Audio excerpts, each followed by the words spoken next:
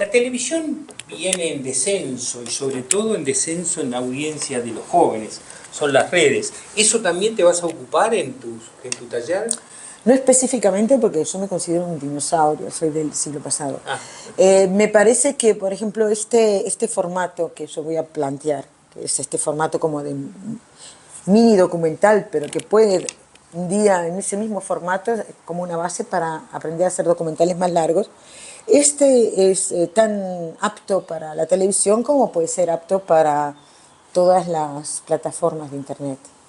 Precisamente hoy por hoy, debido a esta digitalización, el público es mucho más capaz de descifrar la imagen en movimiento.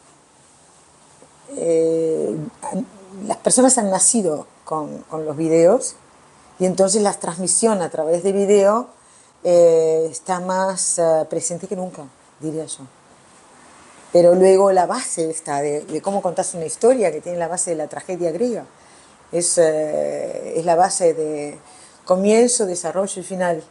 Yo siempre hago un semicírculo así. Esto no cambia aunque vengan los medios digitales. ¿Cómo contás una historia? ¿Cómo contar la historia? Puedes contarlo de muchas maneras, pero también es bueno conocer, digamos, esos, ¿cómo se diría?, formatos clásicos. El formato clásico, a partir de ahí puedes construir o puedes deconstruir, pero es bueno conocerlo. ¿Cómo se hace una frase por escrito? Sujeto, predicado y estos elementos. Bueno, ¿cómo se frasea, digamos, en el lenguaje audiovisual? O cómo conviene frasearlo. Tú tenés experiencia en medios gráficos, has sido corresponsal del diario El País de España también. Sí. Pero esto no entra dentro de este taller, solamente es lo audiovisual. Este taller es audiovisual. La docente cuenta con la experiencia del País, que me ha dado muchas cosas que no tenía yo en los otros medios, radio y televisión, porque estaba trabajando desde Austria contando realidades del exterior para Austria. En cambio, ahí yo era la corresponsal en Austria para España. Entonces, ahí como periodista cubrís una amplia gama de temas, porque era la única, digamos, que en esos años escribía sobre Austria para El País. Y esto, claro, te abre, además tienes que trabajar muy rápido y te abre un campo muy interesante. La prensa escrita es mucho más analítica. Son como lenguajes diferentes. Ser periodista de radio, empecé por radio, televisión en el medio documental, prensa escrita como corresponsal, es como tres idiomas. ¿Tres idiomas? Son como idiomas. Si lo que te estoy diciendo, te lo tengo que decir de otra manera si estoy en el otro ámbito. Y he observado que aquí en Uruguay se usa mucho la televisión como radio. Una cámara, un estudio y la gente habla como nosotros ahora. Pero no está hablando la imagen. El streaming de radio, ¿te referís? Programas de televisión donde la gente va y habla. Y habla.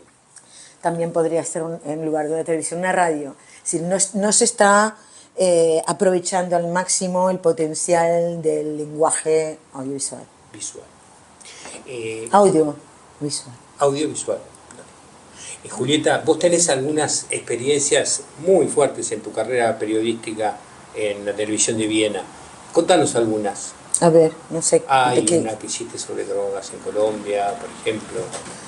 En Colombia fue algo muy positivo, visitar la ciudad de Medellín, que había estado tan fracturada por causa de la violencia en los años 90, era el narcotráfico, Pablo Escobar, y cómo esa ciudad se recupera mediante muchas medidas y pactos también. Pero entre ellas lo que me interesaba mucho eran las construcciones de bibliotecas, de parques, de medios de transporte hacia los barrios carenciados, toda la intervención urbanística, cómo eso realmente puede cambiar la realidad de un lugar. Me interesó mucho, fue muy enriquecedor visitar esa ciudad y después, desafortunadamente no retengo números, pero enterarme de cuál es el presupuesto del que dispone el Ayuntamiento de Medellín en comparación con el presupuesto del que dispone el Ayuntamiento, la Intendencia de Montevideo. Y es muy poca la de Montevideo. Sí. Pero no me acuerdo ahora la relación. La relación era muy llamativa, pero la ciudad de Medellín es la misma intendencia que es propietaria del suministro de agua de toda la ciudad. Y no sé si no eléctrica también. Entonces esa retribución va directamente a la ciudad. ¿Qué otras coberturas en el exterior has hecho que te han quedado en el recuerdo? Todas. A ver. Todas me quedan en el recuerdo. Más. Irak. A ver. ¿Guerra de Irak? ¿Era la guerra? Era antes de la guerra. Un año antes de la guerra. Ya sonaban los tambores de la guerra y tuve la oportunidad de viajar a Irak con un camarógrafo muy amigo, que él es de madre austríaca y padre iraquí. Y como su abuelo estaban llegando sus últimos días en Irak, y él hacía 30 años que no iba, me dijo que tenía que volver a visitar a su abuelo, y yo lo acompañé en ese viaje. Digamos que de una manera como familiar pude entrar sin acreditación porque ningún periodista estaba acreditado, porque ya sonaban los tambores de la guerra. Y que recuerdo que los iraquíes decían, no tenemos miedo, ellos tienen como mucha autoestima de la identidad valiente.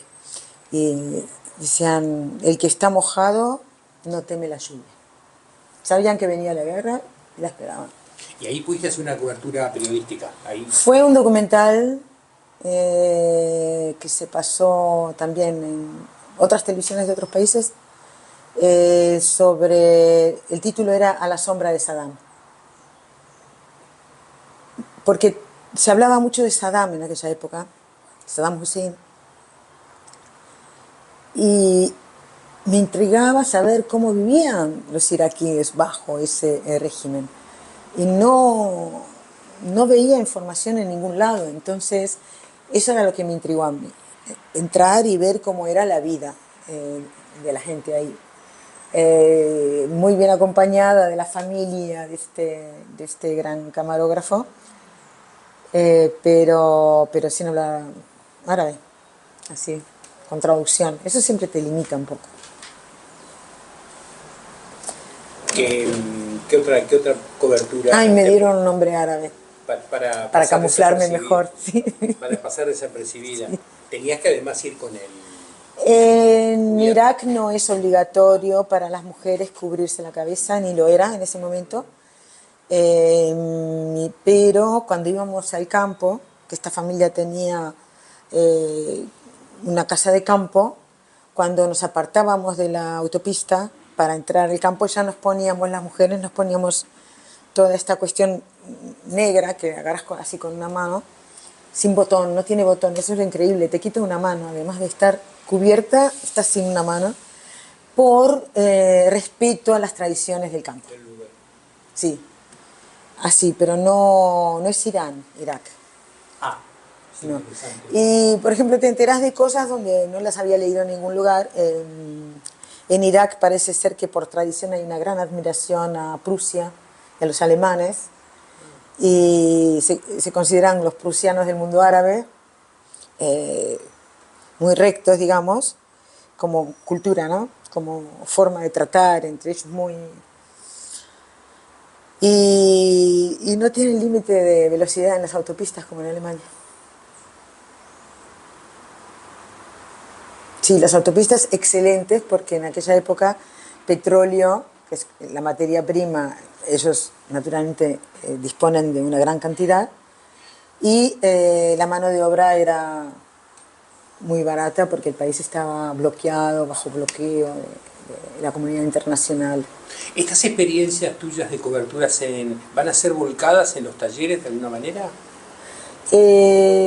Muestro, sí, bastante de los reportajes que hice, también de reportajes de otros colegas y de reportajes muy buenos de quienes no conozco la autoría personalmente, pero también voy a contar mucho, voy a mostrar mucho de lo que hice, porque según mi experiencia, ya he dado otros talleres, interesa mucho detrás de las bambalinas.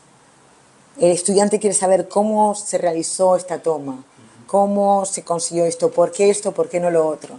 Y entonces, al ser yo la que lo hice, puedo responderles como si me hubieran acompañado a mí a ese viaje y estuviéramos juntos mirando no solamente lo que estoy mostrando, sino también lo que está atrás. Porque tú sos una camarógrafa también, o sea, haces mucha filmación de tus propias coberturas. Camarógrafa no soy, pero tengo la cara dura de ser una periodista que filma. Que no es común, ¿no? El periodista que filma. Ahora sí, ahora cada vez más. Pero no es lo mismo. Un buen cámara, un buen camarógrafo, tiene un oficio y una potencialidades que no vamos a tener. Y lo mismo en la edición. Todo es una cuestión de rutina, de experiencia, de exploración, de horas que le dedicas a un cierto lenguaje, el lenguaje de filmar. Yo lo que pasa es que empecé filmando yo misma una vez como un divertimento y después viajando a Zimbabue, me acuerdo, que estaba el presidente Mugabe y no estaba en una fase muy amigo de la prensa internacional. Ahí también fui como a Irak sin acreditación, eso se llama undercover. Sí. Undercover. Sí, pero suena como de 007 undercover, no era para tanto. Y también camuflada como amiga de una familia. Y entonces me llevé una cámara prestada. Filmé mal, filmé contraluz, no llevé trípode. Hice todas las cosas que no hay que hacer y sin embargo salió un buen documental, ¿vos podés creer? Porque el tema justificaba. Interesante ahí como el tema de la técnica y el tema, ¿no? Sí, sí. Pero, por ejemplo, que la cámara no se mueva mucho. ¿Qué cuesta usar un trípode? Si esto es para bien del público, que no se maneje mucho.